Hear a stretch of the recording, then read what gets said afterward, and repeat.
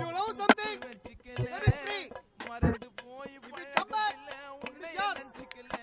If you not come back, it never was.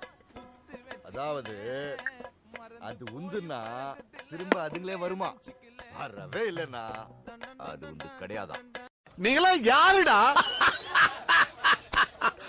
How do I tell you?